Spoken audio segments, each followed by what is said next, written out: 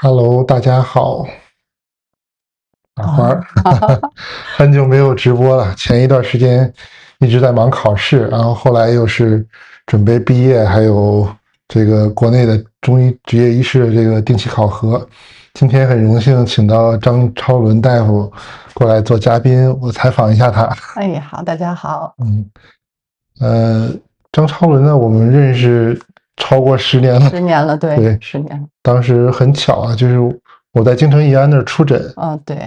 就是因为我刚从公立医院出来，当时，嗯。然后在和睦家呢，他不给我上这个医保什么的，然后他要我全职，然后我又不想全职整天泡在那个和睦家的医院里面，然后我就说呢，我每周当时去2个半天去和睦家，然后这个京城义安这个陈总和孙总就答应说我去他那儿出诊，然后也给我上个医保，我就去他那儿了，就认识你和老刘了。当时我印象最深的就是你特别瘦，然后每天都是来的时候都特别忙，感觉就是这个人好像很累的样子。对对对，那个时候还是个金融从业者。对，你先做个自我介绍吧。好，大家好，然后我叫张超伦，然后做了11年的金融吧，然后后面因为机缘巧合转行到中医。这个你说机缘巧合，我其实一直挺好奇的，就是因为你当时跟我说要学中医要改行，我还挺吃惊的。我当时以为你是开玩笑呢，就是不是认真的那种，怎么突然就变化这么大呢？对，然后其实身边很多朋友问吧，就是金融干得好好的，这么一个光鲜亮丽的行业，怎么就说不干就不干了呢？这个时候就一把辛酸史了，就是聊聊国内的这个金融行业。我是在一家上市公司的券商做资产管理部的投资经理。资产管理部就相当于接一些银行的委外产品，比如说大家在银行存钱，然后买银行的理财产品，那它这个为什么能给你3点多、4点多的收益率呢？它其实会把就募集的这些资金一个资金池去委托给券商也好，委托给保险公司也好，委托给基金公司也好，然后去做一些投资的股票也好，债券也好，拿到一个约定收益率，那肯定是比给你们的约定收益率要高一些，然后银行在中间赚一个差价，我们可能去赚这一个大的一个资金池的一个管理费，然后我们要做到这个预期的一个业绩基准，所以就是责任大了之后，就是压力也很大。那个时候，有一天，我妈早上跟我说我晚上做梦，然后我妈拍我说：“哎，干嘛呢？”我把我妈手一打开，我说：“你别动我，我这正下单呢。”就是压力大到这个样子，因为每天你的业绩，然后出报表，就会有委托人直接电话就打到你的工位电话上问你啊，今天市场为什么跌了？然后你这产品为什么跌了？就是大概是这样，就是压力很大。那压力很大只是一方面，因为这个毕竟咱拿着人家钱做着这个事儿，这个压力肯定也是能承担的。但是有一部分就是有一部分压力，或者说怎么着是我承担不了的，就是我最后选择要离开这个行业的一个原因吧。我觉得不是35岁。35岁没有，那个时候还没到35岁，但是基本上在国内，不管是 IT 也好，金融也好，基本上35岁是一个坎儿了。对，就很难再那个什么。对，然后那个要讲吗？你可以讲讲。就是最后怎么彻底的对这个行业寒心了，离开这个行业两个点吧。第一个点就是，第一个点怎么讲？就是比如说我们部门我们公司管理着很多个不同的账户嘛，账户1、2、3、4嘛。那你比如说账户1做到了客户的这个预期的收益率之后，你本来还是可以再去赚更多的超额回报，然后去提升你最后年底的奖金包。但是领导为了去权衡整个部门的一个盘口，他可能会把你产品的利润去导给其他的产品。还能这样？对，是的。因为那个时候就是做债券也做股票嘛，然后债券是一个非公开市场，尤其是像信用债，它基本上就是比如说这个债券应该是假如说100块钱吧，然后您可以80块钱卖给一个人，就相当于你亏20嘛，然后这个80的这个人拿到了之后，他再转，你再用另一个账户去接，从那个80上接，哦，大概是这样，就是会有这种利益输送。所以那个时候就觉得，你每天，我那个时候基本上没有在11点前下过班，对，就是晚上11点。对，没有在11点前下过班，哦要不然怎么能跟老刘谈恋爱呢？就是他也不下班，我也不下班，就完全你是零社交的，就是对我们的恋爱都是公司内部解决掉的，因为对，就完全没有社交，全都天天就泡在办公室里。对，就是你会觉得你的这些努力也好，或者什么也好，它很多东西不由你自己说的算。嗯，包括行情的、市场的行情这种东西，看国运嘛，也不由你的努力。对，这不是你拆多少的财务报表，跑多少的路演，你就能有一个相应的一个东西，还要看国运。然后另外就是你要看整个领导的整个对于市场的把握。不同组合的，对，不同组合之间的把握，他想让这个组合表现成什么样？对，他想最后给哪个客户更多的超额，他会去调这些。然后这个是第一个部分吧。然后第二个部分就是最后领导让我去做一些内幕交易、老鼠仓之类的事情，然后我就是义正言辞的拒绝之后，太有正义感了。对，因为因为就是公司会对每个人的家庭做背调嘛，然后我的家庭也比较特殊，然后父母从事的都是公服上的挂国徽的工作，然后领导就会觉得，哎，你出了事儿呀，你家里还能保你，所以就搞了这么一个雷，要让你去接，然后你义正言辞的说我不接，那最后就怎么讲，下船了吧？下船了之后，各方面的收入也不能叫一落千丈吧，反正就是没有办法再去匹配你这样的付出了，我觉得。你这个我特别理解。我其实不光是你们这个金融行业，就我做中医，我都能碰上这种事儿。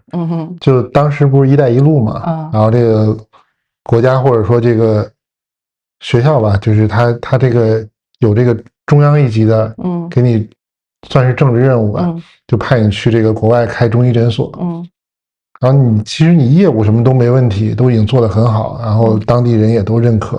然后你说经济上其实也是挣钱的，但最后就是我也没有什么家庭背景，但是人家就拉着你说，哎，你要这个负责人你要签字，你一看那个账你就不敢签，他这个预算每个月100万出去，然后怎么出去那个账你都乱七八糟的，你说是能多分你点，但是这个钱就是胆小就不敢挣这个钱嘛。那可能有的人胆子大，他就能挣这个钱，但是我觉得。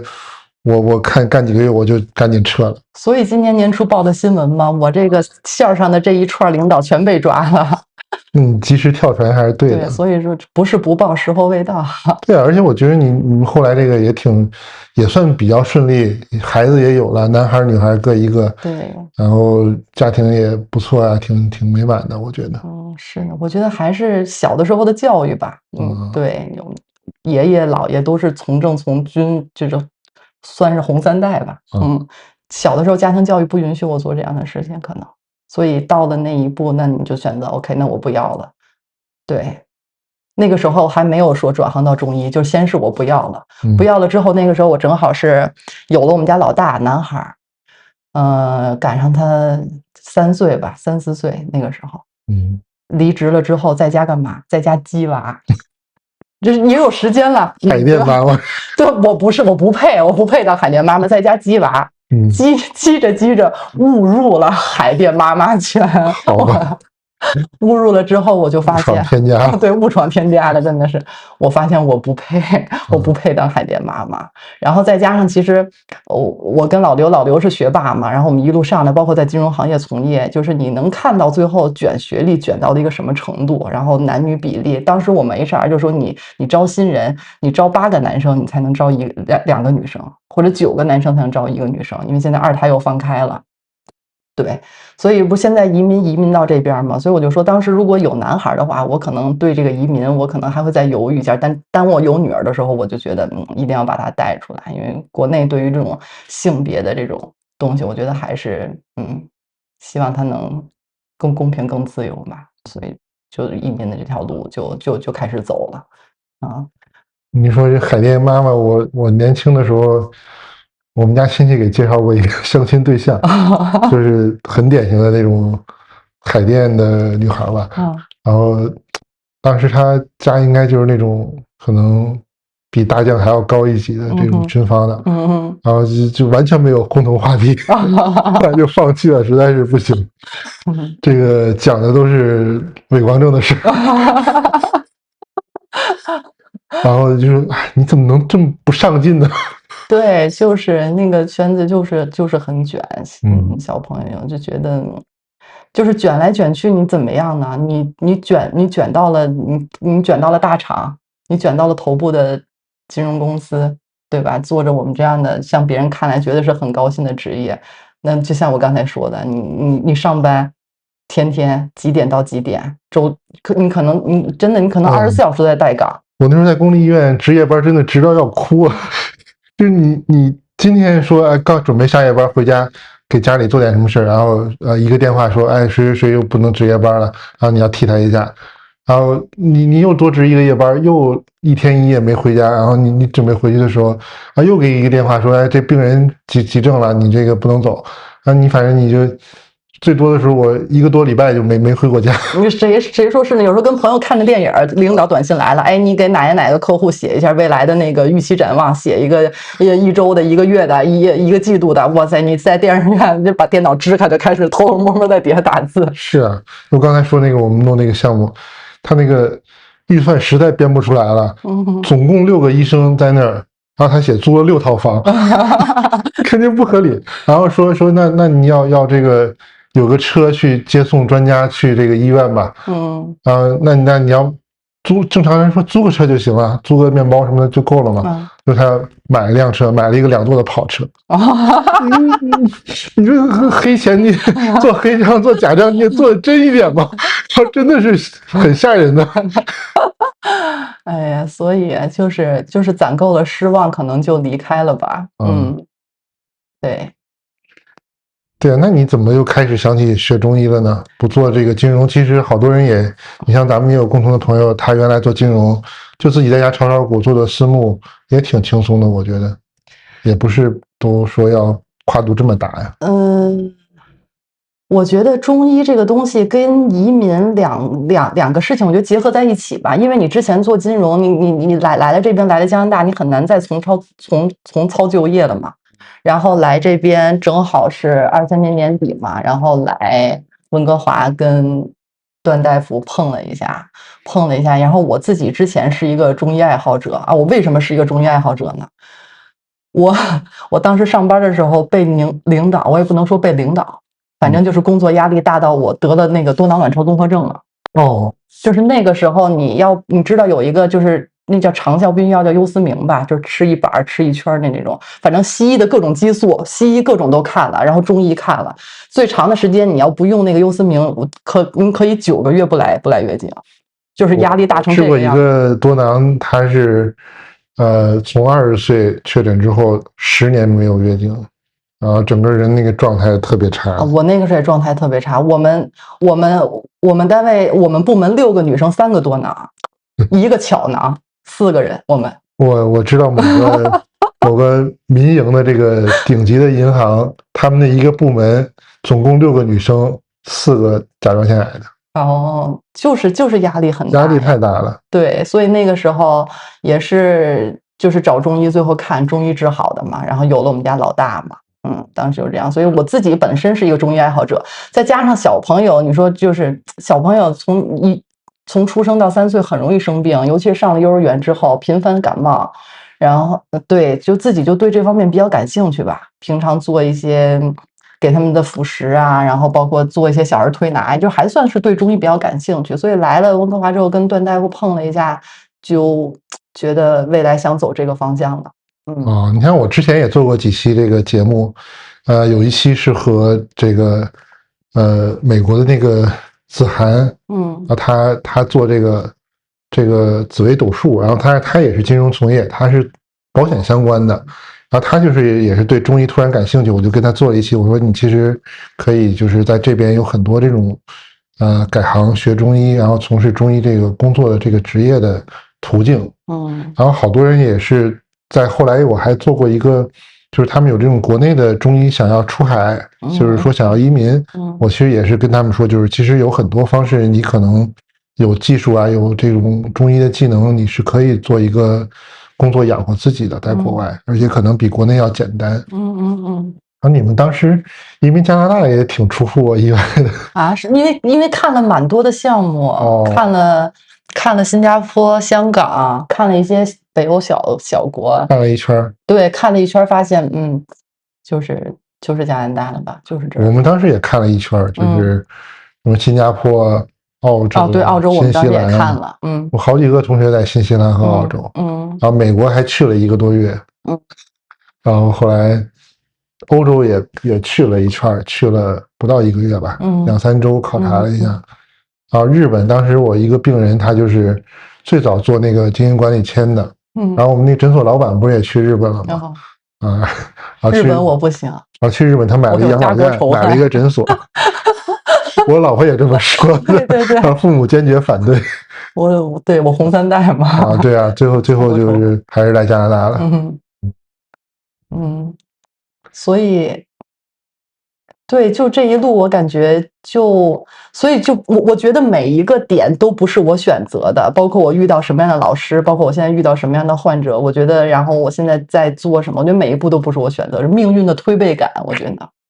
我说你从头讲讲你学中医这过程吧。我还记得你那时候就是我临要出国的之前，然后你突然就是要说来看看我来，然后结果我以为你是哪不舒服要治病了，结果你突然说我想学中医，然后要正式跟我学，然后结果我就跟你说我治病跑加拿大来治病。对啊，没有那时还在国内嘛。然后我说我不行，我要来加拿大了。然后他说那有什么办法你就让我推荐嘛，然后我就给你介绍那个王旭之了嘛。吴基老师。当时他在做那个07点学针灸的那个，对，那个小的还是微信群呢，当时我记得。还是那种微信群里面的讲网课，他最早在论坛嘛，然后对讲的。哎呀，吴基老师，我查一下电源。电源掉了。你等于是把这个王老师这个全套的课都学了一遍。对，是的，然后在他诊室跟着他嘛，就每天跟着他，跟了有1年多的时间。你这个学的还挺好的，我其实推荐了好多人去找王旭之学，但是不是每个人都坚持学下来的，有的人就是觉得理解不了，有的人就是时间啊或者机缘不到吧。有最夸张的，有一个朋友，我介绍他说了好多年，在你之前我就推荐他去了，结果你都来加拿大了，他才去。我觉得。我觉得几个方面吧。第一个方面是，我觉得正好是在我学中医的初期，我奶奶去世了。她是，她本来呀93岁的老太太，没有任何基础病，就是高血压、糖尿病，任何都没有，就是腰不好。14、15融合嘛，是叫还是她是做了一个14、15的融合手术，应该是那块突出也被压迫，就下半身就是不能走路了，每天很疼，然后坐轮椅出行，然后到后面下床都比较困难了。然后我大姑我爸就觉得，哎呀，没有任何基础病，感觉就是时间融合手术，它有好多是那个老年人压缩骨折，没办法，他就做了一个融合术。就当时希望他的晚年的生活质量好一些，就做了一个那样的一个手术。那个做了好多生活质量反而下降的。就做完还挺成功的，临出院的前1晚上感染新冠。哎呀，也是这个疫情原因。对，然后其实那个时候疫情都已经开放了啊，我奶奶走那时候疫情都已经放开了，但是她是因为我们家是在那个军队大院，当时疫情的时候军队大院保护的特别好，所以他们也没有人进，没有人外出，快递也不能进。给我奶奶和我爸就捐了那么3年，俩人都没打疫苗。所以在后面放开了之后，然后正好就是可能住在做完那个手术，有人探视啊什么的，就是在医院你就被传染了。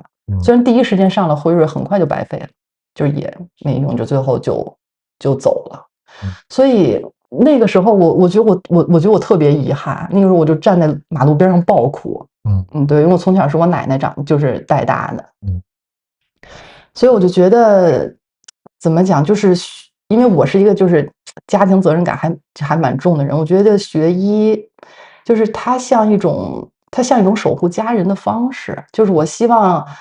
就是通过我自己的努力，或者这一路我越走越长，我希望有一天，不管是我的父母、我的孩子、我身边的朋友，就是起码我不会留这样的遗憾。我觉得，我学医主要就是你看我当时要是有了这个手法，对对吧？就是起码我奶奶的这个腰的这个问题，我起码能自己我能解决吧，不会让她说非得走到要做手术的这一步。是，对，所以我觉得还是。就包括现在有很多跟妈妈去交流这种小儿的一些保健的包括针灸啊这些，我就觉得父母多学习，孩子少受罪。就包括就你对家人的这种，所以我觉得学中医它现在对我来说是一种像使命感一样的东西。对，嗯。我学中医就是当时高考前我爷爷去世，然后之前是我姥姥得这个阿尔茨海默症，然后我奶奶是得这个很严重的糖尿病。当时就是我觉得这个世界观就完全就颠覆，因为你从学校学这些什么数理化呀，学这些，我觉得我学习成绩还挺好的，但是解释不了这个现象，就为什么会老，为什么会死？就你前一天晚上还坐在一个桌子上，大家一起吃饭，有说有笑的，完全看不出来有什么痛苦，然后第二天早晨就打电话就说人就去世了，然后得了阿尔茨海默症以后，那个你要过去的说法，那不就跟附身一样吗？就完全变了另一个人。他说的事情，他还说文革的那些语言，然后说的是，他就完全把你当成不认识的人，然后他自己是谁他都记不清楚，自己出门找不到自己家，你就觉得这还是我的亲人吗？就你理解不了。然后本来我是想学个考古啊之类的，学个这个更有意思的专业的，然后最后还是学中医了。因为你陪着他们这个过程，你去医院你就发现，就是西医其实解决不了好多问题。是的，是的，所以我现在学完中医，我两个小朋友现在每天早上就基本上洗漱完了之后，第一件事就是冲我伸舌头，然后第二件事就过来，哎，把一个脉，哦，大概知道啊，行，上学去吧，吃早饭去吧，就这样，就他们的每一步都能在你的掌控里，或者都在你的预期里，这种感受很好，我觉得，所以你其实跟王老师学这个脉诊还挺下功夫的。我当时其实我们上大学本科学这个中医，好多人都学不会脉诊的。我觉得脉诊，你要是看书本上的那个文字啊，色脉如青刀刮竹，你怎么理解这个东西？我觉得必须要上手。我觉得好多人脉诊，就是学的比较乌涂的原因，我觉得可能就是因为第一，没有大量的上手。然后第二，可能没有人在你的身边时刻告诉你对错。我当时去上这个吴吉老师的这个课，一个班相当于60个人，小60个人上课。进门的第一件事就是全部被吴吉老师摸一遍脉，然后他把你的脉分组，就是你是儒脉组，你是华硕脉组，你是什么什么，你是弦脉组，就是给你分这个组，然后打到那个 Excel 里面，投屏投到电脑上，然后给你那个课桌编号，然后等到实操摸脉的时候，就让他把这些脉就是分类，儒脉组的你就做这边，然后弦脉组的你就做这边，华硕你就做那边，或者什么脉你就做那边，然后你在这一个组里，你摸到的都是这种典型的脉象，就是你一下记忆力就非常清晰。就是当你摸过一个典型的时候，你就知道那一个东西是什么。就是你在很短的时间内高频的去摸同一种脉象。我觉得他这个做的非常好，所以就让你很快就能掌握这种基础的脉象是什么。是，其实学针灸也是这样，就是你怎么找到这个得气的感觉，也是就是你操作过之后，你有得气的感觉，就包括咱们学这个安春乳啊，学其他的一些手法也是，就是你找到这个手感，你其实就忘不了了。对对对，是的，所以就还是要大量的去实践吧。然后第二就是你说你光上完那个课，你回到家，每天家里就这么几个人，你去摸，其实你有时候你摸到什么，你还是不知道是什么。所以还是得益于我一直跟在吴杰老师身边这1年多的时间吧，就是每一个患者，老师摸是什么脉，我摸是什么脉，我们就相当于每天都在做卷子、对答案、判卷子这么一个过程，他会反馈给你，你摸的对不对？所以对你这种模式，是什么。你觉得花了多长时间你学会脉诊的？哎，你要说我现在学会，我也不敢说你全部的就是完全的会了。但是，因为它跟针灸配合在一起嘛，你针灸你扎上针之后，你的脉还是能转归的。你有一些东西你看不清的，你在那个转归的过程中，你会越来越清晰。然后尤其是他那个老师那和风刺嘛，你和风刺一打之后，脉又会变，所以有一些你看不清的东西在那一边就被拿掉了。所以整体再过来，你再去不停的去加减穴，在整个的过程中，你起码还是七七八八是心里有数的。所以你这个学的王老师这个脉，主要就是配合他这个疗法。对，我觉得和这个像我学的这些东西，我觉得还不是说适合所有的方法。但是做入门也是够用的。对，做入门是够用的。你给自己身体保健，给家里人弄些小病。是你看加拿大这边基本上没有办法去指望这边的医疗体系之外赶。那小朋友那冬天多容易感冒呀，在这边就基本上来了之后就都是自己治的。对，这边主张增强免疫力。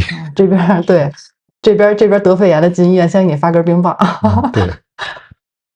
哎呀，你说这个我也是，原来我跟那个我们学校校长就建议，就说这个别管什么专业，大一大二上来就是先学脉诊，然后学针灸推拿，就因为你实际操作、实际练了，有了这个感性认识，你再去学理论，你才能学上去，要不然你光学理论，就好多人就觉得太玄了，就接受不了。对，其实你看，像我这种属于半路出家的嘛，起码就是先实操，你要先有一个大概的这么一个东西，你先能上手，就是先完成再完美的感觉。对啊，对你碰到的一些病，比如说外感。当时就随便举个例子，你当时只能去做解表的事情，然后后面孩子咳嗽了，你才能够知道咳嗽哦，它是比如说由热引起的，或者由什么引起的，还是痰，然后你再去学怎么着去清肺热的，痰你怎么去针对去湿痰的，去热痰的，去燥痰的哦，你再去每一个再去学，然后你再去每一个再去看方剂，你再去看给他们用药，就是你都是在一遍一遍的实践中，我觉得再往前走的。是，对。之前我频道有朋友留言说，想让他的孩子高中生准备以后学这个中医院校，应该不是今年就已经高考了吧？因为高考选志愿已经完了。我就简单说两句啊，就是大家如果在国内学这个中医，尤其是考中医专业的话，就是我个人推荐就还是学针灸推拿专业。就是第一个，你动手的能力能有，然后你尽管学的好坏，你起码你是有实际动手能力，然后而且这个针灸推拿你当时就能见到效果，有没有反馈你当时就能知道，你做的好了你就可以提高，你做的不好你还可以改进。然后学中医学的话，你学汤药上来就学汤药，很可能你这个病人开完方子他再也不来了，你也不知道他是变好了变坏了，那你怎么改进这个成材的成本或者成材率就相对慢一点。对，所以我认识很多就其他专业的同学们，我觉得就是针灸推拿相对来说成材率更高一点，更容易就是学进去。然后中医学呢，就是第一个对你这个逻辑思维要求比较高，第二个就是你的这个反馈啊，就是一开始上手是比较难的，起步阶段非常难，你很难得到一个准确的反馈，然后改进也好，提高也好，所以就不太推荐大家直接学这个中医学。还有呢，有2个专业是一定要避雷的，这个就虽然可能说出来不太好，就是得罪很多人，但是我还要说，就是中西结合专业，大家就不要考虑了。这个专业呢，就是设置问题啊，历史问题，就是就业非常差。就是你中西结合专业，其实你像我们学校中西结合专业，我有很多朋友是这个专业的，他们录取分数很高，要求也很高，然后去实习，很多人的能力是很强的，但是你去毕业以后去中医院，然后人家觉得你不是自己人，你中西结合，你偏西医的，然后你去西医院呢，西医院觉得你学中西结合，你是偏中医的，就你两边都不讨好，那现实情况就是你找工作很难，找到对口的专业就更难，因为没有中西结合科，那你怎么去做呢？你你做西医的科室，你就是做西医的工作，你中医这个就白学了。来这边自顾吧。自顾的话，就是你如果移民，然后中医专业也认，针灸推拿专业也认，中西结合专业不认。他不认为你是学中医的，就是这个很麻烦，就是所以大家如果就是不管你是以后考虑就业还是说准备移民，就不太推荐学中西结合专业。还有一个就是骨伤专业，骨伤专业也是类似的问题，就是现在的话，纯中医骨伤基本上已经没有了，就是从经济原因啊、科室设置原因就基本没有，所以你就业会非常难，你只能转行，然后你的动手能力、你的动手实践的机会都会很差。相对好一点，如果你到研究生阶段，你去学妇科学，其实就很好。但是学儿科学现在就是同样的问题，也是说你以后你就业的问题跟国家的形势都是有关系的，这个就不是太推荐，就简单给这个准备学中医院校的学生的一点小建议吧。我们看看留言啊，王旭之老师是在北京的。对，在北京。我之前的帖子里面也留过联系方式，他的微信公众号有，然后对，微信公众号是天下无极，可以去搜一下，直接搜就可以找到联系方式。爱玛花生说，我非本科，感性的体验，感受器的连接改进，长期观察，今天要去针灸啊，感谢这个认可。那我们就再继续讲吧。你这个王老师，我觉得真的是他在这个手艺，他也有这个教学经验，然后他也有自己的诊所，也有临床经验，所以我觉得就是我看到很多培训班当中做的，不管是偏商业化的还是偏公益化的，他这个都是做的平衡点很好的。对，真的是没有基础，没有任何基础，你完全去学都能学到东西。是的，是的，而且就是很实用，很容易上手。对，自己也可以保健，也可以给家人，然后你也可以慢慢一步一步的去获得这个职业资格，去作为一个行业的专业。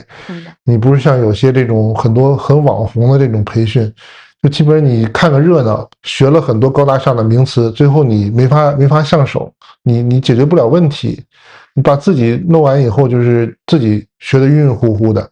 那我们就不提具体名字了，但是就是越是网红呢，我觉得其实就是它是一个太过于商业化的，实际的东西并没有的。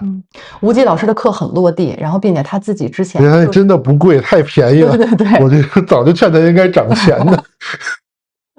变成吴极老师的营销号了，我们现在，他以前就是大学的讲师嘛，对啊，然后他的授课的风格，反正我觉得非常的风趣幽默吧。我觉得就是你半路出家去听也好，或者你是这种科班出身的再去进修，我觉得听一听，我觉得都还蛮好的，给你一个新的视角。感谢转发分享。是这样，就是有好多人他自己临床能力很强，但是他说不出来，说不出来。然后有的人呢是他就光讲理论，空对空，然后你说具体怎么做，他做不出来，他教不会你，这个就很麻烦。但是王老师这个我觉得真的是不错，我觉得比我开培训班开的好。我真的是有的人我教不会，有的人能教会，但是这个还是我自己的问题。就是不，这个都是老师领进门，修行在个人的。我主要是心里不平衡，收的太便宜，我就心里不平衡了。然后收多了吧，就是又没时间去好好教。这个之前来这边之后，有几个国内也有学了，我觉得有的学的已经很不错了。但是来这边我就是还没有这个太满意的学生，就有的人就是怎么说呢，一些很不好的经历。他这个说的各种就是很诚心来学，但最后你认真教吧，他又不好好学。然后有的人呢一听学费就直接打退堂鼓了。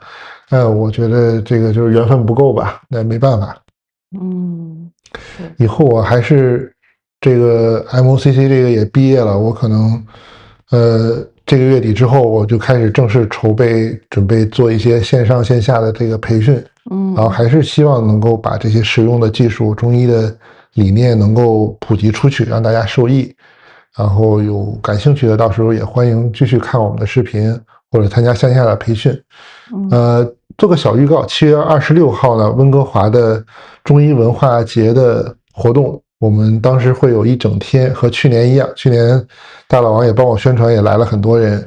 这次呢，还是在列治文，在 KPU，兰斯当大统华旁边这个大学，校园里面会有这种展览，我们是会有2个摊位的义诊啊，同时也是对我们诊所啊，还有这种治疗方式的宣传。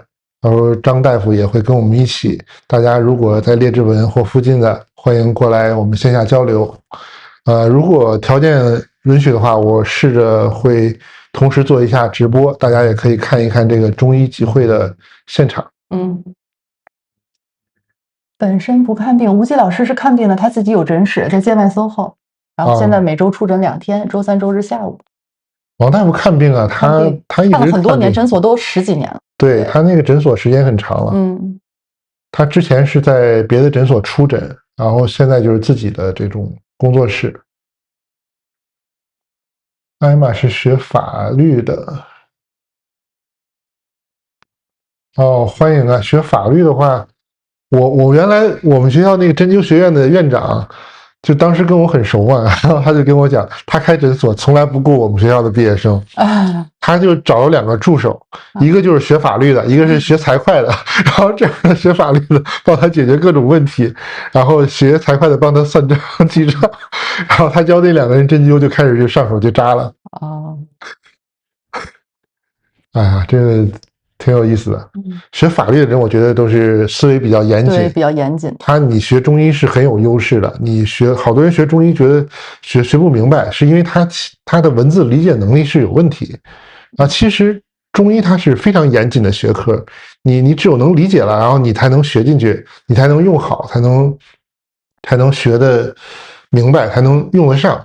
要不然好多人一学他连这个基本的教材都看不懂，那就更别说这个文言文的古书了。这个确实是一个门槛，有一定门槛。是的，是的，我觉得就是包括我现在去回顾我这个转行的整个的学习过程，我觉得就是你过去，因为我是纯理科生，然后干金融这么多年，然后去处理复杂的这种数据，我觉得它都是给你建立了一个很好的一个，就是你做这种信息处理、信息加工的这么一个能力，然后你的学习能力，然后你再去转行，我觉得这种都是就很好的能够去应用在各个领域。所以我觉得最基础的、最基本的就是你热爱，我觉得热爱就足够了，再加上学习能力，对，一定的学习能力。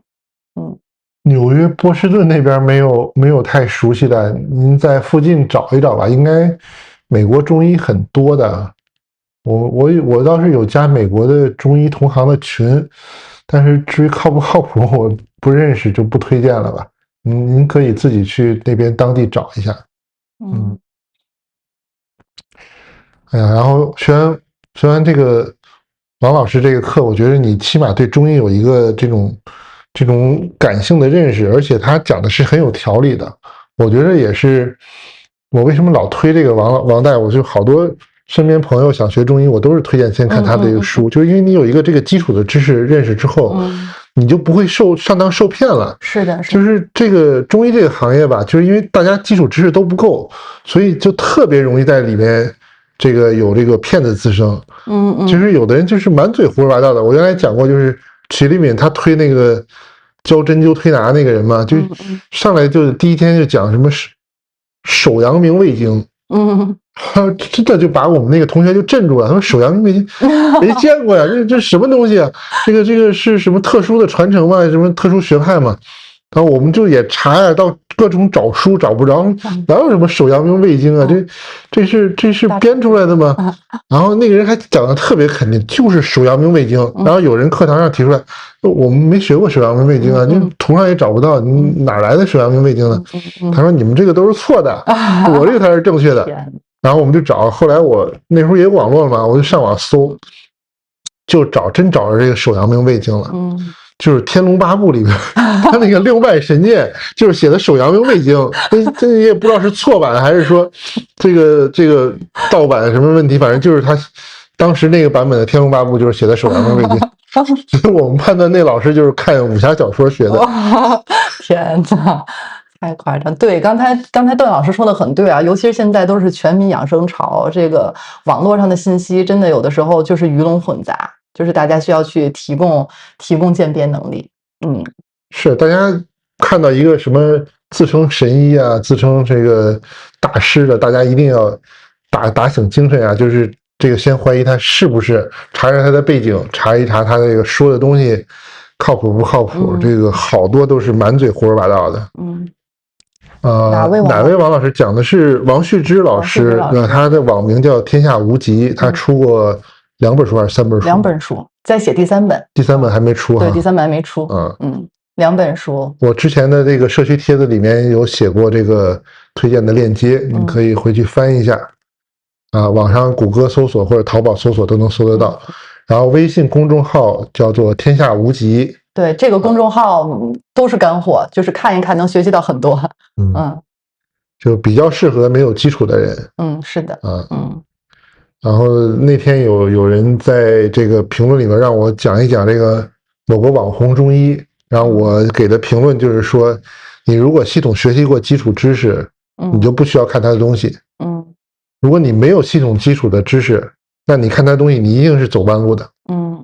就是大家先学一些基础的东西，你基本的概念有了，然后你再加上自己的逻辑思维能力，独立的一个判断能力，对，然后你就知道适合不适合自己，能不能走这条路走下去。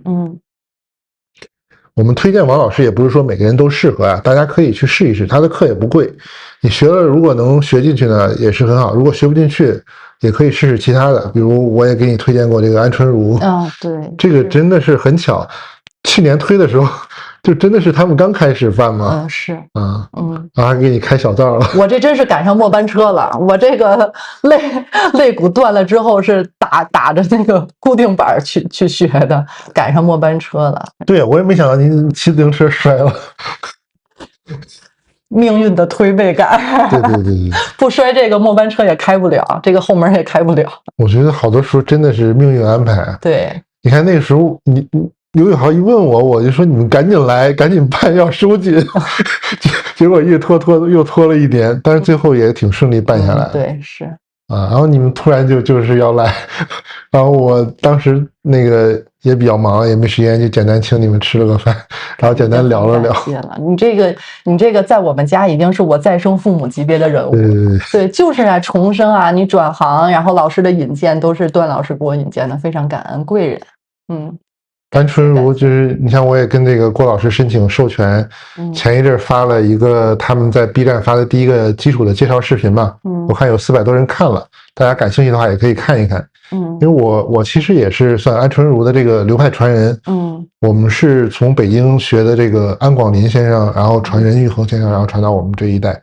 但是和这个郭老师他们这一脉呢，就是不是太一样，但是基本理念是一样的。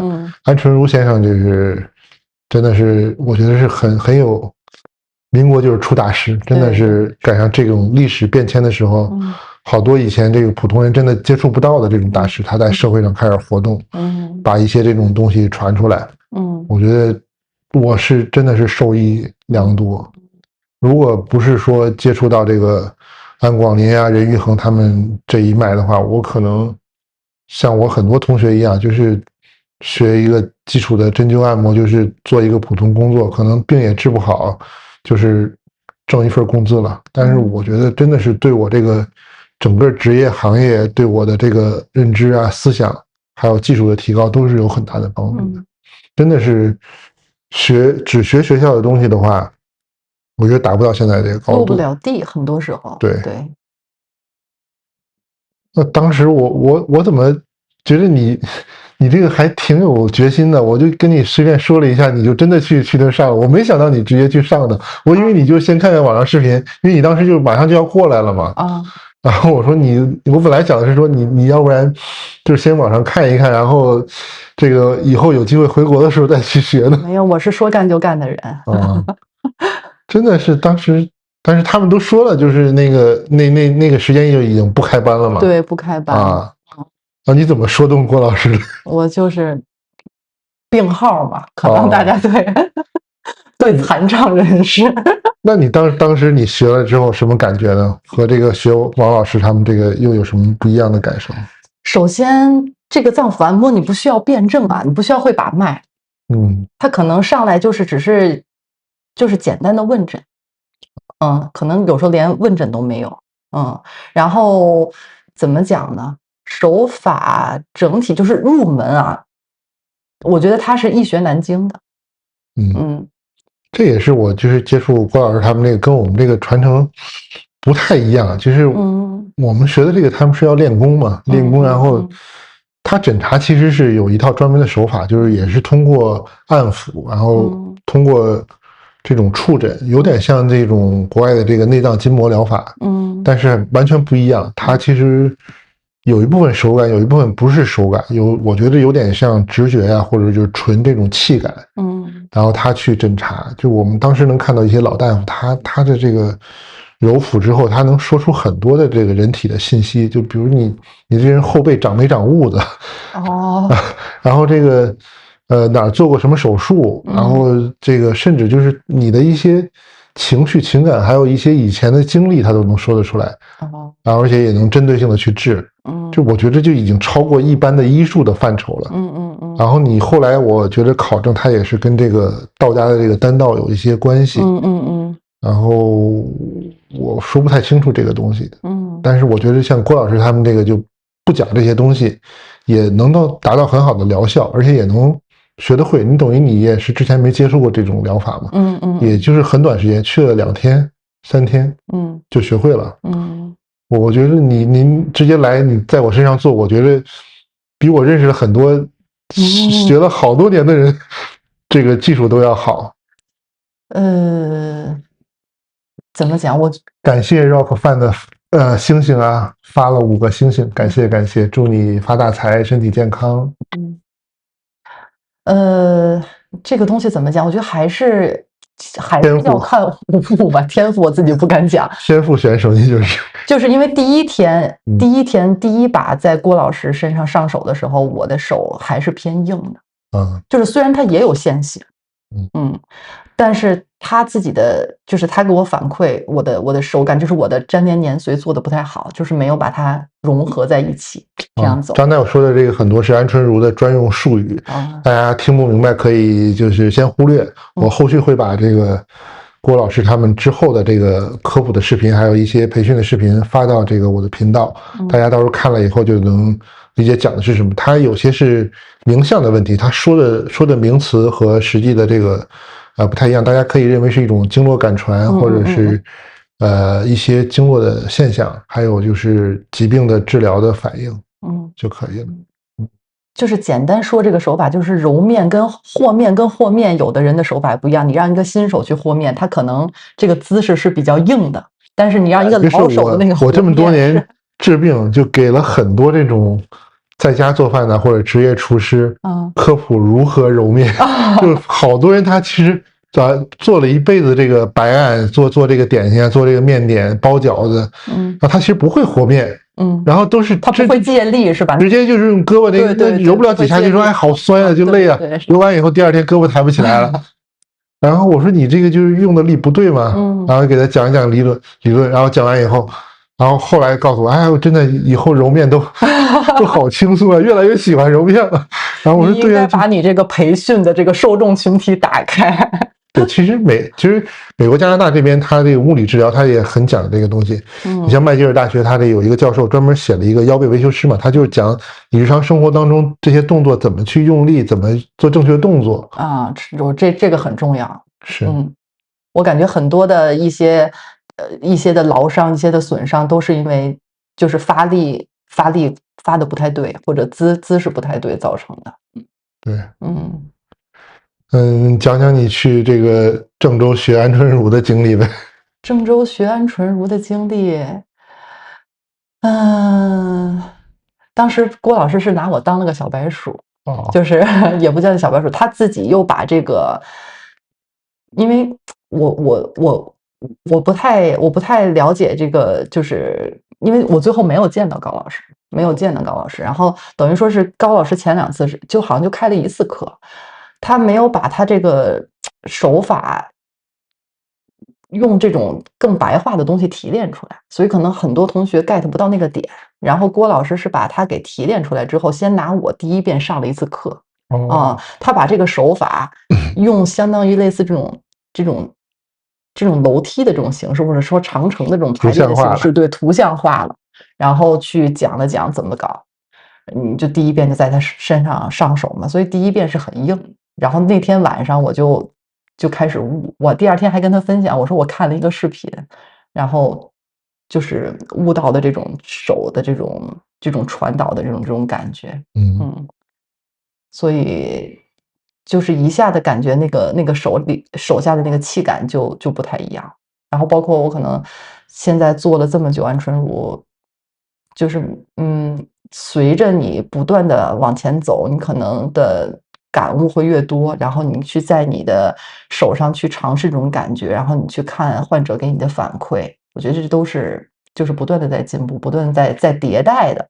所以还是又回到那句话，先完成再完美。是，你看我们原来学的时候都是，就是这个在老师身上做，然后他再在你身上做，然后重复这个手感。对，我觉得在老师身上做，然后这件事很重要。是，所以大家都喜欢来给你揉嘛，就是你也能去跟他去反馈给他，你这个手感到底这个发力对不对，方向上的问题，对啊，还是渗透的问题，你是只揉到了表皮，你还是能把那个力渗透进去，都要靠老师的去反馈。是啊，就好多人，我这边开培训，有的学员我说你在我身上做一下，他觉得我在占他便宜。就是冤死了，我就不想让他们这个生手去治，这个弄得又不舒服，然后我还得给他反馈，我这，哎呀，真是没办法，有时候说不清楚。这个真的，所以就是很多东西，我觉得都是靠缘分吧，很多事情是。那你这个来到这儿，其实主要就是做安春如为主了，你都治过哪些病人呢？比较印象深刻的？印象深刻的。我觉得都就是各有各的问题吧。我觉得印象最深刻的一个患者吧，我们现在成为了很好的朋友啊。他当时就都对自己已经放弃了，我有莫名其妙非常多的症状，比如说他每天下午发低烧，每天下午就到那个点儿，比如说1点到2点啊，2点就开始烧到5点就好了，每天下午都是。然后有问题。对，然后脾胃也不太好，那个时候刚来的时候脸色也很不好，都是没有任何光泽，那种偏土的偏暗的颜色，然后舌苔一伸出来，没有胃气了。对，舌苔一伸出来老厚，然后他平常自己也会打嗝恶逆，然后胃口也不太好，这吃完一顿饭恨不得等到第2天才能吃，这一天都没有太多胃口，然后发低烧。当时有一定的就是产后的，也不能叫抑郁症吧，就是情志上面的问题。还有什么脱发，掉很多头发。然后当时还有乳痈，就是他喂奶的时候那个乳痈就是留在那儿也还没太好利索，反正各式各样的问题。就是这一个手法，基本上治了几次？治了几次？治了。就是他每一个阶段能看到每一个阶段的改善，比如说他最早的改善就是，比如说第1周的改善就是睡眠，睡眠那种最大改善，因为他每天晚上戴 Apple， 我觉得睡眠是最重要的。他每天晚上戴 Apple Watch 睡觉嘛，然后治疗的第2天就给我发了一个截图，就是他的深睡眠的时间变长了，然后夜醒的次数变频繁了，那个夜醒的次数变少了对，然后就在持续的治疗嘛，然后马上他的下一个就是胃口的改善。你等于就是把他这个自律神经给调整过来了。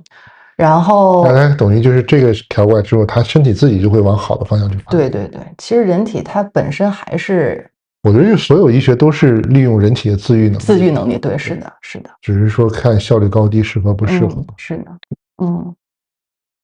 对，然后后面又是经期的问题这经期问题真的是，现在医学不把这个当成问题。这个真的是，我还在俄罗斯的时候，就是治过一个妈妈，她带着她女儿，来治，她女儿当时是14岁，那俄罗斯就是发育的比较成熟嘛，你看着就以为成年了，然后身材很好，然后说这个痛经痛的就一痛经一来月经。就痛得地上打滚这种，什么都干不了。然后我说这个什么情况啊？他说他这个女士就是他妈妈说我也是这样。我说那你怎么治？他说我没治啊，我就是每次止痛药。生完孩子之后，就是吃这个避孕药，优思明啊，吃避孕药，然后就不来月经了，然后所以就没再疼过，但是也不敢停，然后他女儿来了也是这样，很严重，就其实治的时候没那么复杂，就是你把他生理上的问题调一调，就是调一调骨盆，他骨盆的压力没那么大了就好了，然后后来他妈妈也是调完以后，你试试停药吧，因为他吃那个药时间长以后，他其他地方出问题了，就乳腺呀，然后别的方面。我当时多囊时候吃那个药是会发胖，激素嘛，会胖一些。对，我还记得你结婚之前就特别瘦那种。这个就是安春如，真的是很好的疗法。我原来没接触安春如之前，你像我们学校学针灸推拿，其实就是和好多地方是一样的。我们学校那个，因为当时是和这个北京的针灸骨伤学院合并的，然后针灸学院，所以就是很多是用那种骨伤的手法，就是很重的手法，然后也有很巧的手法，因为北京也有这个双桥老太太嘛，就是罗有明，他们这很轻巧的手法也有，但是像安春如这种就没见过，你在学校真的是听都没听说过，然后我当时去这个郊区的医院，本来是想偷懒的，就是你在大医院实习完嘛，你就觉得哎呀，大医院又得值夜班，然后门诊病人又那么多，得多累啊！然后我当时到我们的医院，这个书记面试嘛，他说你有什么想法？我说这个咱们能出去注册个公司吗？不管吧。他说我们这之前员工没有问过这个问题的。然后我说不会吧。然后结果我去了以后就上当了，因为那个他那个骨科3层楼。将近200张病床，然后2个人值夜班，所以基本上3天1个夜班，然后你还得去门诊，然后这还得值夜班，就是想躲开都没躲开。头发是那个时候熬白的吗？我小学头发就白了，然后去那值夜班绝对是这个头发变白的一个因素，啊，这你就没有时间精力什么还想出去创业赚钱，根本就没时间呢。哎呀，上当了，哎呀。这真的是命运安排。结果去了那儿之后，就发现，哎，你怎么用的这个手法，听都没听说过呢？然后就开始学，这个真的是和社会上完全不一样。我觉得也和它这个国家政策有关系。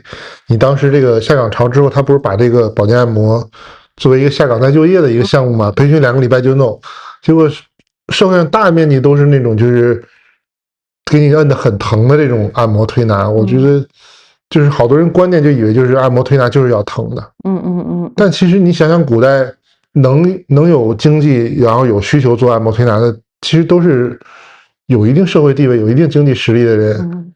然后你比如你给一些达官贵人，你给人摁得那么疼，那你能不能走出门，对吧？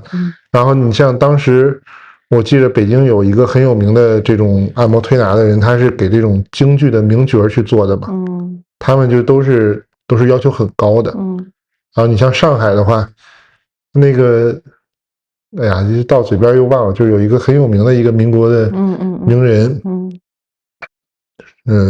后来就是他不是嫁嘛，他就跟一个这个上海的一个按摩师同居，然后就好多人就说，哎，这个太跌份了什么什么，然后其实他们根本就不查那个。所谓的按摩师，当时在上海是很有社会地位的。当时49年的时候，上海能自称按摩师的只有8个人。然后他们上海流行这个一指禅嘛。这个现在就是朱正奇，我也跟很多人推荐去朱老师那儿学，但是好像他这个要求比较高。很多人他看不上就不教了。他那儿上海朱正奇那儿，我记得前几年吧就你如果同行交流，你跟他明确说，我就是想这个观摩一下，他随便看，你就在他诊室从早看到晚，他不管，就是也会给你讲，然后如果要正式学，他要求你至少学4年，就是得跟他那手把手学，他说要不然你学不会，他那个也是一个很好的一个流派，但是确实要求更高，我觉得普通人可能学不了。大家如果上海附近的可以去试一试，感受一下什么叫真正的一指禅推拿，见一见这个按摩推拿的神迹。但是这个朱老师有一些这种嘴上把不住的话，大家就当做左耳朵进右耳朵出就好了，不要太留在心里。然后就是我觉得这个真的是完全改变我对这个按摩推拿的认识。是。它治疗的范围啊，还有治疗的这个疗效，很多都是我觉得现代医学理解不了的。对，现代医学理解不了的。你像任教授当时治很多运动员嘛，然后很多就是你觉得已经不可能，就没什么希望的，他治完以后就是能回到运动场。然后好多治高位截瘫，北京电视台不给他拍了一个纪录片嘛，就《截瘫之谜》。就真的是我们是看到那个高位截瘫的病人，你通过他这套理论，通过他这个手法，那最后就是恢复正常的生活了。但是你说现在让我去做，我觉得我也没有勇气去做，因为你社会环境变了，这个法律要求啊，然后病人的预期啊，你没有互相信任的话，其实好多疗法是没法做的。是的。所以说，我觉得最后这个就是医缘吧。你看，你跟这个医生有没有缘分？你对他信任是有多少？啊，对，就是陆小曼，陆小曼和那个最后嘛，就不是这样。大家可以感兴趣，可以查一查。他那个同居那个人是很有名的，而且书画能力也很强，然后家里又有钱。然后他当时去学这个一指禅推拿，是直接交了8根金条做学费。哦哟，不是普通人。你说医缘就太对了。我刚来加拿大的时候，我当时想的就是做安春如这个为主，然后还开了一个培训，然后还做各种宣传，结果没有病人来找我。刚开始来的时候，就大家可能认知你按摩推拿不是治这个内科病，不是治一些这些病，你就是治一些颈肩腰腿痛嘛。那我没办法，我最后还是就是做这个颈肩腰腿痛啊、运动康复这些为主吧。那对我来说其实无所谓，但是我本身还是希望能够把安春如的这个东西能够推广的更多一点。结果你来了，你发个小红书就有人来找你做，这个怎么说呢？我觉得玄学了，这个就是也挺好的。这个其实挺适合这个女士学的，你更感性，然后亲和力也更好，大家也更能接受。所以这还是得感谢你嘛，不然都对吧？你没有办法了解到这个手法嘛。远超我的预期，就是还是你学习能力强。谢谢。大家感兴趣的话，就是可以看一看视频，然后有机会也可以去郑州找郭老师他们去学，他们那个培训的学费真的是也不贵的。从教学质量，他们也是强调就是这个老师和学生互相做。这个真的是很重视实践。就是理论其实不复杂，就是你要动手。但有的人他是不愿意动手，那就不太适合学这个。然后另外我觉得心得静吧，做这个手法最要求比较高。是。我们原来有同事就是学到一点这个手法之后，就去南方下海了嘛。然后去潮汕干了10多年。钱是肯定挣到了。但是最后就是拜这个金融的恩赐，炒期货全赔光了，就没办法又回北京挣钱来了。哎呀，这个真的是缘分。你现在也是在这边加拿大也是挺好的，就是你没有年龄限制，你直接可以学这个中医学院，最后也能走到这个专业，我觉得真的是非常好，曲线救国的。就是多一个机会嘛。你要国内的话，现在虽然也有师承这些，但其实还是受很多限制。你像周浩他也是走师承，现在也拿到医师证了。但是你看医师考核呀、职业呀，你去进入到这个体系内，还是有很多障碍的。但这边我觉得就更自由。你有技术能解决问题，你就能够挣到钱。然后也没有说像国内限制那么死，说你就一定是怎么就不能做。这个真的是挺好的。而且你说移民的话，现在加拿大移民好像又开始放松点了，有一点点这个苗头吧，但感觉要聊到移民了。对啊，聊到移民都去卷法语吧，我觉得。法语是门槛最低的。对，法语现在门槛最低的。我其实没什么移民可说的，我们这个移民太简单了，就也没花钱，然后也就是赶上好的项目，你递完了符合条件，就是我们当时还以为就说要等个2、3年你才能下来，结果就是2、3个月，这个移民纸就寄过来了，你就只能半年之内登陆。这个每个人条件不一样，你就条件符合的就很简单，条件不符合的真的是要花很多代价。但我觉得就移民就是你考虑清楚，你为了这个你愿意付出多大的代价，就是这个问题。你们第一次来的时候我跟你说的这个嘛，对吧？就是考虑清楚，别后悔就行了。你们当时还挺快做决定的。我来的时候就是考察来了嘛，我不是，对。那你们当时主要考察什么？我觉得你们什么也没考察呀。我们主要先考察天气，在天气最恶劣的时候来了。我不知道，因为北方人、北京人，我不知道我能不能接受整个一个冬天都在下雨。我就冲着冬天来下雨来的，因为我是怕热嘛。也还好，就是一家人在这就都还好。我老婆当时特别想去澳洲，她觉得阳光嘛。然后我说不行，因为我是特别怕晒的。我也是特别怕晒。然后我同学好多在澳洲嘛，然后我就给她讲了各种澳洲的恐怖故事，然后她就放弃了。因为当时他老板就是澳洲的，然后他其实如果去澳洲，我们去澳洲，他可以不换职位，就是评级可以调到澳洲这个通过公司部门。我觉得现在也挺好啊，考个加拿大公务员也挺舒服啊。都挺好。那你以后就是准备就是做中医这个专业了，做这个行业？对，是的。因为会觉得有落差吗？我不会，非常的热爱。就是怎么讲，就是因为你从金融圈子转中医圈子，你能看到人性的2个面。就是你在金融圈，可能大家都是比如说趋利避害的，然后大家都是看着你的 title， 看着你的背景，他看的不是你这个人。然后他去跟你的交往，他不是这么真诚的、直接的，懂我吧？他可能更看重你背后的资源，你手里的权限。对，他可能看重的更是这些。你能买他几个亿的基金？对，可能看的更是这些。所以你收获的那些所谓的情谊，它不是这种单纯的。但是转行到中医，你不管是我的几个老师，那都是我觉得是非常有医德、非常有大爱的人。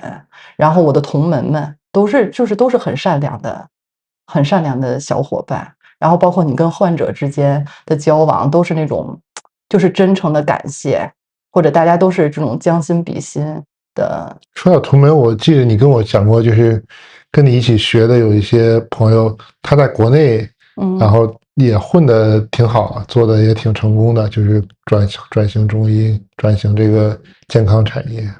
是，就是也是，都在各地开花吧。我觉得带着吴极老师理念，因为吴极老师他为什么给自己起这个号呢？就是他希望天下无极，然后他的同门都觉得他很傻，说天下无极还要我们医生做什么？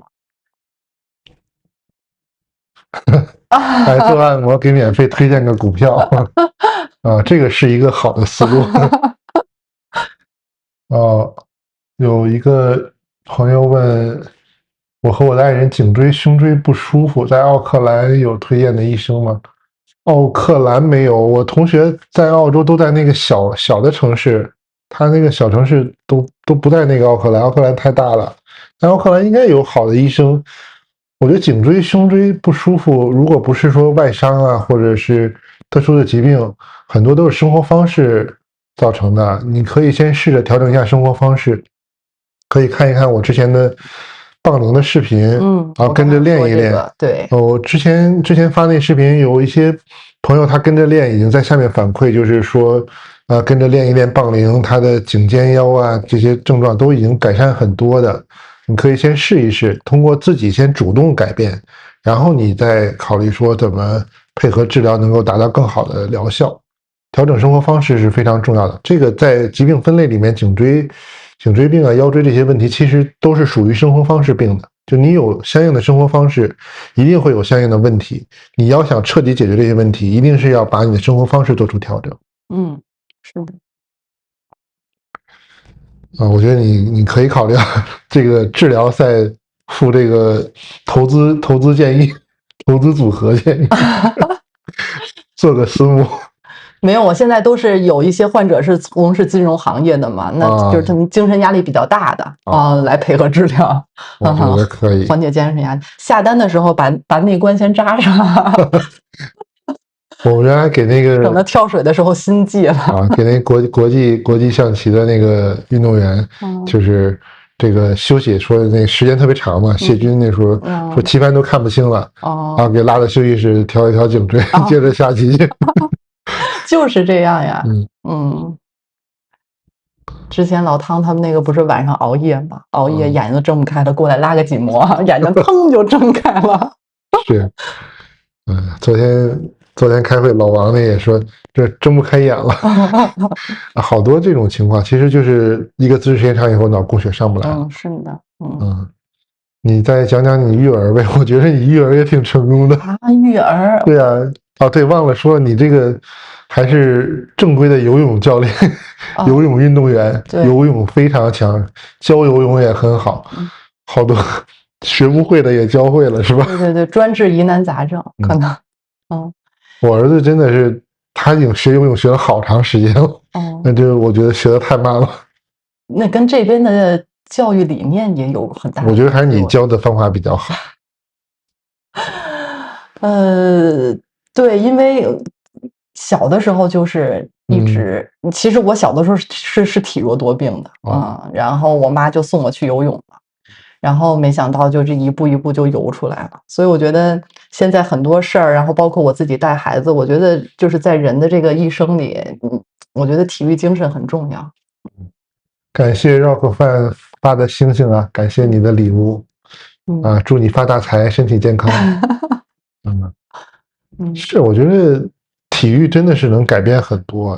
我们原来学校也是这个体育强校嘛，然后我觉得真的是。眼看着好多同学原来就真的是那种身体很瘦弱的，然后他就跟着那个学校训练队练了1年，真的个子也长了，然后整个人的这个性格气质谈吐精气神都变了。然后他体育好了，真的好多人，以前好多人以为说什么运动员头脑简单，真的不是这样的。好多人真的是你身体好，他大脑足够的供血，他学习就会好。我原来至少初中小学有好几个同学都是。原来不运动的，突然运动1年，坚持一段时间之后，他这个学习成绩也突飞猛进，也变了。而不是说你什么学体育会耽误学习，不会的，就只会互相促进。是的，并且我觉得练体育的小朋友，他的抗挫折能力可能比较强吧。1对1，你找张老师的话不行啊，他这个。按摩和教游泳都比这个收费要高100多刀也差不多是这个价格，比按摩还赚钱，那没有，他按摩收的更高。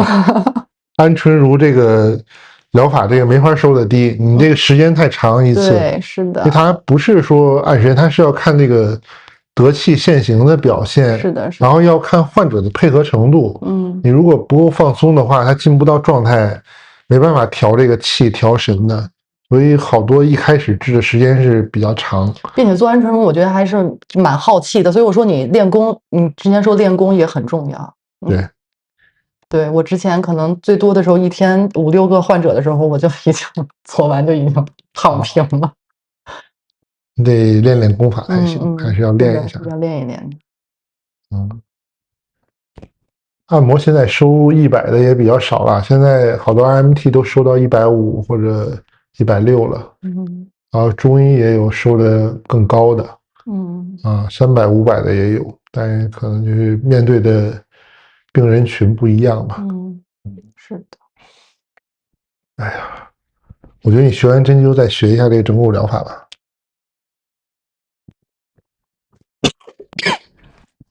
至少看一下这个内脏筋膜疗法，就是他这个，我觉得学完以后，对这个安春如的理解又完全不一样了。就是他对这个内脏的这种自律的律动还有这种人体生理机制的这个解释，还有起效果的这个分析，是的，是的，思路会不太一样。就是你也不是说全靠手感，或者说全靠我们练功的这个所谓的气吧，就是有一些规律性的东西，你做了以后可以更快的达到你的效果，更稳定发挥。好呀。还有什么想聊的？一边妈妈做按摩，一边看小孩游泳，一边给爸爸讲股票。所以说那个技多不压身啊，对，我现在就是在跟我儿子说技多不压身。斜杠青年。这个我看看，等这忙完这段也开一些培训吧。我可能就是把这个常用的一些东西系统的一点一点都做出来。有几个人已经报名了，我看到时候时间如果方便的话，我也会这个直播。但是直播就是刚才你说的，从网上看你可能对你从网上看，跟你在现场真的很不一样。你看不到力的渗透，你看不到角度，你感受不到那个这个手法的这种精髓在哪里？我觉得是，我弄直播其实也是说，这个线下我们学过的人，他有时候有一些细节忘了，他可以回看一下，然后就能换回来。这你不用反复的来参加培训了。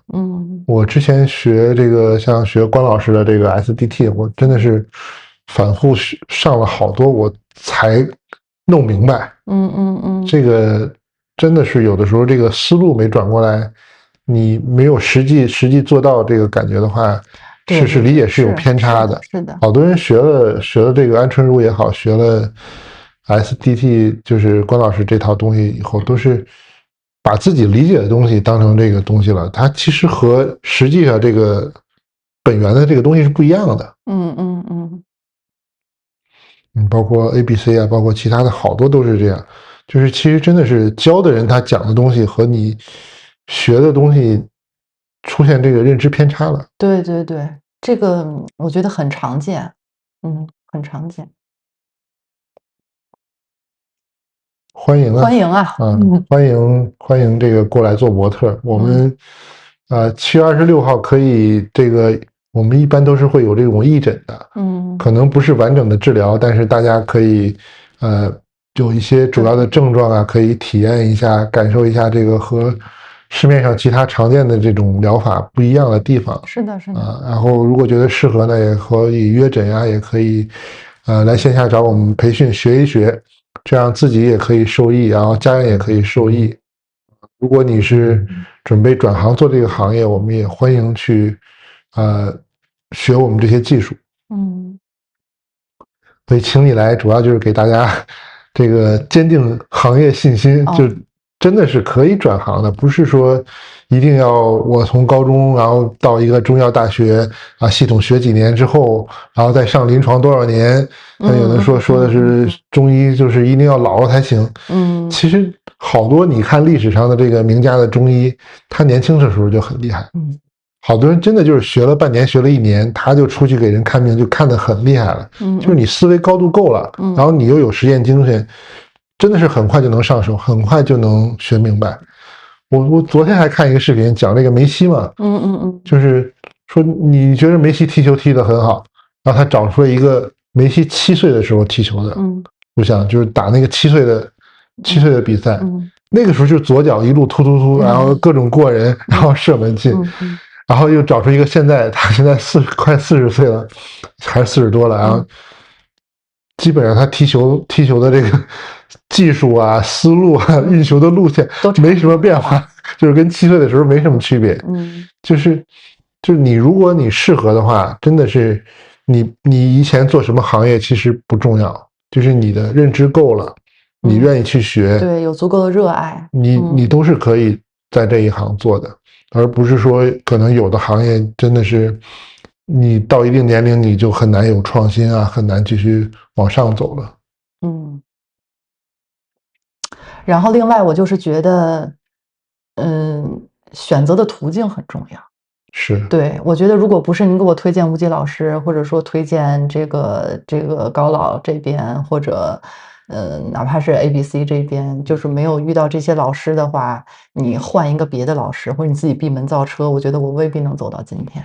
对呀，就好多网上不就说什么宝妈自学中医最可怕吗？就真的就是你没人头尝百草在家啊，对啊，这很吓人的。这个我们同学里面都有，就是在宿舍里面买了中药以后，一味一味的试，然后还打坐，什么感受这个中药在经络里面怎么循行，啊，你最后把自己就送到急诊室了嘛？对呀，你这个不要乱试，这个真的是已经有现成的桥摆在这儿了，对你就不需要摸着石头过河。是的，是的，已经有现成的桥了。对，只是说这个桥适合不适合你，你可以浅尝辄止。如果不适合，你可以换一条桥。如果适合你，你坚定走下去就一定没问题的。但是不是说这个什么网上点击率高的呀，或者说这个商业炒作的很厉害的，或者他这个什么学费收的很贵的，就一定是好的。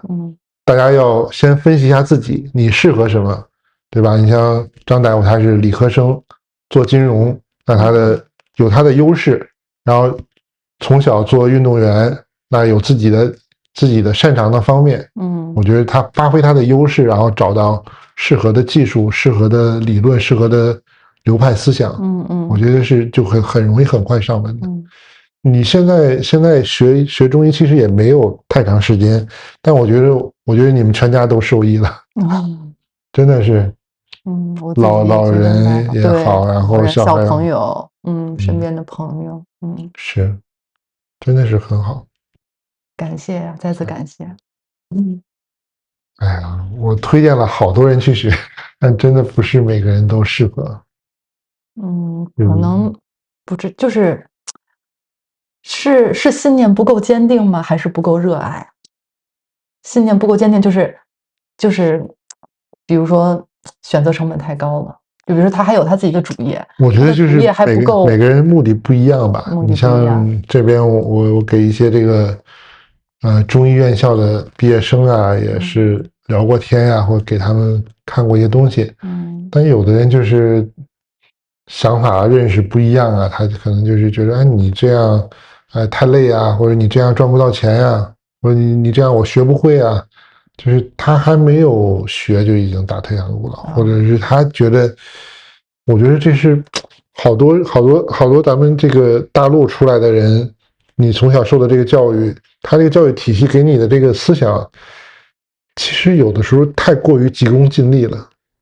对，是的，我觉得是这样。我觉得有的时候在制定目标的时候，或者什么，我遇到很多这样的人，就他在制定目标的时候，把这个目标想的就是太宏伟了，这个目标已经大到压垮自己了，就是还没有做啊，我自己就已经想就放弃了，就是他在脑子里好多学中医的人就是上学，我就要攻克疑难杂症，我就要把西医打倒，那个这个目标你定的，咱们用宗教术语，你发这个宏愿太大了，就不可能实现的，你自己都不能信的，对吧？你说那么多的这个现代医学的专家教授，那么大的社会资源，那么多的资金去研究的东西，你攻克不了，你怎么可能靠个人你去弄呢？你根本不可能的。所以我觉得大家需要把目标拆解，对，把大的问题分成小的问题，对，逐一的去来。